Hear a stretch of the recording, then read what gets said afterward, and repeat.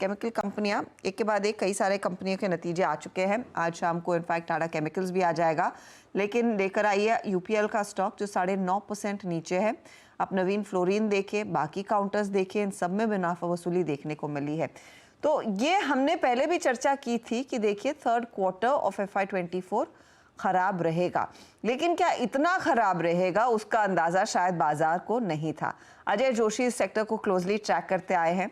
अजय, सबसे पहले तो यूपीएल की ही चर्चा हो जाए, क्योंकि मैनेजमेंट ने भरोसा दिलाया था कि H2 थोड़ा सा बेहतर होगा, लेकिन अब की बारी वॉल्यूम्स में कमी है, प्राइसिंग में खासा करेक्शन देखने को मिला है, और अब मैनेजमेंट कहता है कि देखिए स्थिति में तभी सुधार आएगा सेकेंड क्वार्टर ऑफ FY25, यानी कि एक लॉस शायद FY24 के अंत में, और Q4 भी एक वॉश आउट क्वार्टर रह सकता है। इतनी सिचुएशन क्या एडवर्स हो जाएगी, क्या इसका अंदाजा था? जी देखिए, गुड आफ्टरनून। पहले तो हमने लास्ट क्वार्टर में भी आपके साथ जो भी सेशंस किए थे, सो मेरा स्टैंड तो सेम ही रहा है और उसी हिसाब से चीजें अनफोल्ड हुई हैं। इवन 1 जैन को भी हमने जो शो किया था, हमने डिस्कस किया था कि हालात किस हिसाब के बन रहे हैं और अर्निंग्स में इसका क्या इम्पैक्ट आएगा। यूपीएल के लिए सिंपल लॉजिक यह है कि एक नुकसान वाला दूसरे नुकसान वाले को कैसे फायदा दिलाएगा। मार्केट का डिमांड ऑल टाइम लो है यूएस का। लैटिन अमेरिका में चाइनीज कंपटीशन बहुत ज्यादा है, इसके अलावा इन्वेंट्रीज बहुत ज्यादा पड़ी हुई हैं। So I was expecting something on the similar lines, और उसी हिसाब से चीजें अनफोल्ड हुई हैं यूपीएल के लिए। हालांकि जो मैनेजमेंट की कमेंट्री थी और काफी सारी रिपोर्ट्स आई थी, थोड़ा बहुत बुलिशनेस उसमें था कि Q3 या Q4 के अकॉर्डिंगली चीजें पिकअप होंगी, मगर मुझे अभी वो आसार बिल्कुल भी दिखते हुए नहीं नजर आ रहे हैं। यूपीएल के लिए इस साल के अंत तक ही चीजें ग्रेजुअली थोड़ा थोड़ा इंप्रूव करेंगी, बिकॉज डीस्टॉकिंग सिचुएशन जो यूपीएल के प्रोडक्ट हैं, यूपीएल की जो ऑफरिंग्स है, मॉलिक्यूल्स है एग्रोकेमिकल में, उसमें ईयर एंड तक चलती रहेगी, खासकर यूएस में जो इनका बहुत स्ट्रांग मार्केट है। पिछले साल जो भी इनके नतीजे स्ट्रांग आए थे वो यूएस से ही आए थे। दूसरा इनका स्ट्रांग मार्केट जो कि लैटिन अमेरिका है, वहां चाइनीज कंपटीशन बहुत ज्यादा है। इसके अलावा सोइंग सीजन बहुत ही वीक जा रहा है अभी का। सो लैटिन अमेरिका में भी अप्रैल और मई की डिमांड जो पिकअप होनी थी वो थोड़ी सी डिले हो रही है, बट जुलाई ऑनवर्ड्स यूपीएल में थोड़ा सा सुधार आने की उम्मीद है। बट यूपीएल को मैं एक ही सलाह दूंगा कि इनके लिए इनऑर्गेनिक ग्रोथ अपॉर्चुनिटीज काफी ज्यादा है अभी मार्केट में, बिकॉज सारी कंपनी की धुलाई हो चुकी है, छोटी छोटी जो कंपनीज हैं। सो वो एक तरीका हो सकता है यूपीएल को रिवाइव करने का, बिकॉज कंपनी ने बहुत अच्छा परफॉर्म करा है मार्केट में 2020 तक, मगर ये साल पिछले साल से भी बदतर रह सकता है यूपीएल और company in the similar domain के लिए। ओके, तो यूपीएल और बाकी सभी एग्रो केमिकल कंपनियों के लिए ये सिचुएशन रहेगी क्या? ऐसे पढ़े? जी हर्षदा, स्पेशली कंपनीज जो एक्सपोर्ट मार्केट में प्ले करती हैं उनके लिए तो सिचुएशन खराब ही रहेगी, मगर कंपनी जिनका डोमेस्टिक मार्केट अच्छा खासा है, लाइक धानुका, वो कंपनी बहुत फास्ट रिकवर करेंगी, क्योंकि इंडिया में डोमेस्टिक डिमांड पिकअप हो रही है। इंडिया में ना लार्ज इन्वेंट्री का इश्यू है, ना ही क्रेडिट पीरियड्स का इश्यू है स्टॉकिस्ट के पास पे। सो कंपनीज जो इंडियन मार्केट में एक्टिव है उनके लिए साल अच्छा रहेगा, मगर एक्सपोर्ट वाली कंपनीज के लिए सिमिलर टू यूपीएल। अजय, ये बैटरी केमिकल्स जो होते हैं उनमें भी स्थिति यही है आपके मुताबिक? जी, बैटरी केमिकल में वीरेंद्र जी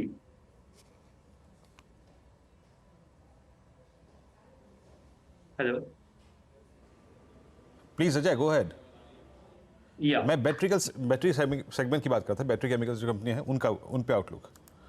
जी, बैटरी केमिकल्स के लिए इंडिया में डिमांड सेंटर बनना अभी 6 महीने 1 साल लगेगा, क्योंकि डाउनस्ट्रीम में इन्वेस्टमेंट, लिथियम आयन बैटरी के प्लांट में इन्वेस्टमेंट हो रहे हैं। अभी तक मैन्युफैक्चरिंग फैसिलिटी नहीं है, मगर ग्लोबली बैटरी केमिकल का मार्केट तो बहुत स्ट्रांग है अभी। मेजोरिटी ऑफ द मार्केट अभी भी चाइना में है, क्योंकि चाइना में 56 कंपनीज अलोन है जो बैटरी, लिथियम आयन बैटरी और इलेक्ट्रिकल व्हीकल्स बनाती हैं। 56 ब्रांड्स है वहां।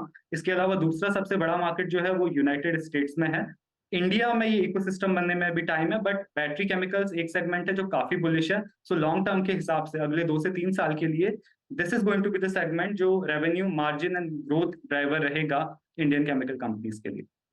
मैं आपसे ये भी समझना चाहती हूँ अजय, आपने यूपीएल और एग्री केमिकल्स स्पेशली जो एक्सपोर्ट ओरिएंटेड कंपनियां उनकी बात की, लेकिन केमिकल्स में बहुत वाइड वैरायटी ऑफ प्रोडक्ट्स बनते हैं और हम एक बड़ा क्यू ऑफ कोर्स चाइना से भी लेते हैं। चाइना मार्केट में जिस तरह का उथल पुथल है, जिस तरह का सेल ऑफ देखने को मिला है, और जो शायद डर है कि वहां पर एक crisis situation at least equity markets के पर्सपेक्टिव से उभर कर आ सकता है, ये कितना ओवरराइड कर सकता है ओवरऑल सेंटिमेंट को, और वहां से क्या फीलर्स मिल रहे हैं? क्योंकि कुछ कंपनियां कैपेसिटी अपनी बढ़ाने वाली थी, तो हमने देखा आरती एंड द लाइक पर उसका कुछ इम्पैक्ट आता दिखाई दिया था in the recent past. China अभी तो लूनार न्यू ईयर के चलते most of the Chinese suppliers वो हॉलीडेज पे हैं, सो सारे ऑर्डर्स डिले हो रहे हैं। इसका थोड़ा बहुत इफेक्ट हमें कमोडिटीज के प्राइसेस पे भी दिख रहा है। एसिटिक एसिड हो या सोडा ऐश हो, थोड़ा बहुत प्राइस इंक्रीज देखने को मिल रहा है। चाइना की सिचुएशन लेकिन अभी ओवरऑल एज एन इकोनॉमी बहुत खराब है। इक्विटी मार्केट पे तो दबाव है ही, बट केमिकल सेगमेंट में भी मोस्ट ऑफ द कंपनीज अपने प्लांट को रन करने के लिए वो एक्सेस प्रोड्यूस कर रही हैं, but they are still running at 30 to 40% capacities. तो चाइना का फाइनल जो effect Indian commodity chemical companies पे दिखेगा वो मार्च में दिखेगा, जब सप्लाई वहां से रेज्यूम हो जाएगी पोस्ट लूनार न्यू ईयर। उसके बाद एक फाइनल बॉटम बनेगा केमिकल्स के प्राइसेस में। वहां से हम बेटर प्रेडिक्ट कर पाएंगे कि कौन सी कंपनी किस डायरेक्शन में आगे जाएगी। अगर वो कंपनी सुपर कमोडिटी में है तो उसमें दबाव बना रहेगा। On the other side company थोड़ा बहुत स्पेशलिटी साइड पे है, उस पे दबाव कम होता दिखेगा। मगर चाइना का जो फाइनल प्ले है वो अनफोल्ड होगा मार्च में, क्योंकि फरवरी अंत में ही सारी केमिकल कंपनी रेज्यूम करेंगी अपने operations. Fresh price quotations, fresh order लेना वो लोग शुरू करेंगी फरवरी एंड से ही। तो उसके बाद ही कुछ खास हम कर सकते हैं। मैं चाइना में हूँगा फरवरी अंत में, सो शायद हम लोग एक चाइना से ही लाइव करेंगे सीएनबीसी के लिए एक्सक्लूसिव। व्हाई नॉट, वहां से आप एक ग्राउंड रिपोर्ट दे ही सकते हैं। तो जहां तक मैं समझ रही हूँ, स्पेशलिटी कंपनियां, केमिकल कंपनियां थोड़ी सी यहाँ पर सेफर साइड पर रहेंगी, वहां पर कुछ ऐसे नीजर्क रिएक्शंस नहीं आएंगे। यूपीएल आप मेंशन कर रहे थे कि इस साल के अंत तक वो पेन जारी रहेगा। आप कैलेंडर ईयर की बात करें या फिर फिस्कल ईयर की? Calendar year Harshada. So October November onwards UPL में एक थोड़ा बहुत सिग्निफिकेंट इंप्रूवमेंट हमें देखने को मिलेगा, उससे पहले नहीं। और मेरे ख्याल में वही इंडिकेशन मैनेजमेंट की तरफ से भी आया था। अजय, आई नो आप स्टॉक्स पर व्यू नहीं देते हैं, तो हमने सोचा कि आप एक पर्सपेक्टिव हमारे लिए रख दें कि किस कंपनी की क्या हालत बनती दिखाई दे रही है।